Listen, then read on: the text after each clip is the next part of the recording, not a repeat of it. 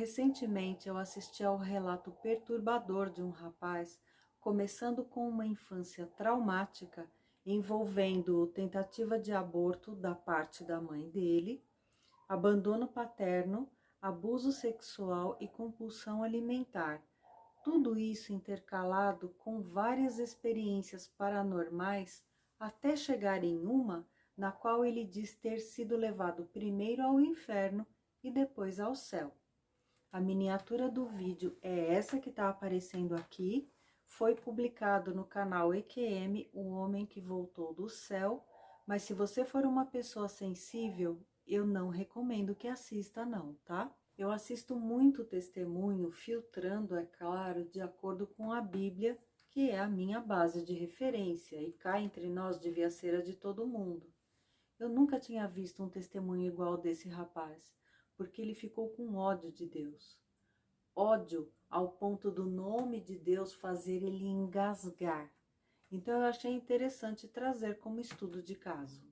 A psicanálise ajudaria esse moço a ressignificar essas questões da infância que deixaram um rastro de sequelas relacionadas com a rejeição dos pais, a carência afetiva, o desamparo, a falta de referências de autoridade parental, distorção de autoimagem, baixa autoestima, ansiedade, depressão, enfim, todas essas questões que fizeram dele um adulto totalmente revoltado. Espiritualmente, não há dúvida de que ele foi vítima de ataque demoníaco massivo desde a gestação, porque ele nasceu com o dom de discernimento de espíritos.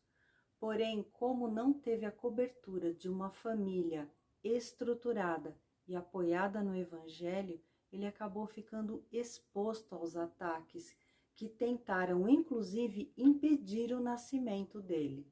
Ele vê entidades negras e sem rosto que ele insiste em dizer que não são demônios, porque não se parecem com eles. Mas é preciso lembrar que os demônios são seres espirituais que podem mudar de forma de acordo com o interesse deles e se apresentar como seres encantados, parentes falecidos, animais e não necessariamente como monstros. Eu mesma só tive visão de demônio encapuzado e de sombra, mas isso não exclui o modelo tradicional com chifre, pata de bode e rabo pontudo. Já o ressentimento contra Deus é mais complicado, porque o que faz ele engasgar é a figura do pai que Deus representa. Qualquer pessoa que teve problemas com a figura paterna durante a infância vai sentir dificuldades para se relacionar com Deus. No caso, como ele poderia aceitar Deus Pai depois de uma infância tão traumática? Que pai é esse que permite tanto sofrimento na vida de uma criança inocente? Aqui é preciso entender dois conceitos muito difíceis e que requerem estudo bíblico aprofundado. Primeiro, que Jesus foi o único inocente que caminhou sobre a terra, porque ele foi concebido pelo Espírito Santo e morreu sem pecado nenhum, ao passo que nós somos pecadores miseráveis desde o útero materno, porque o pecado faz parte da nossa herança genética.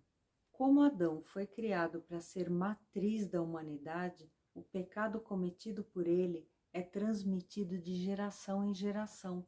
É por isso que se chama pecado original. Isso é a brecha de entrada para todos os outros pecados que existem. É por isso que a gente se inclina com tanta facilidade para tudo que não presta.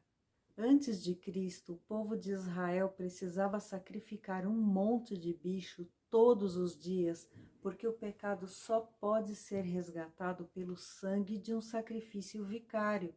Mas Jesus já substituiu a gente na cruz.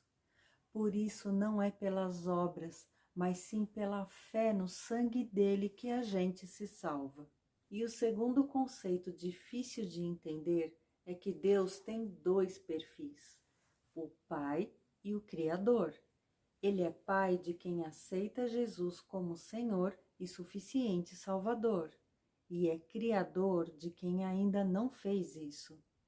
Sendo assim, não tem como responsabilizar a Deus como pai pela infância ruim de alguém que era e continua sendo apenas uma criatura e não um filho de Deus.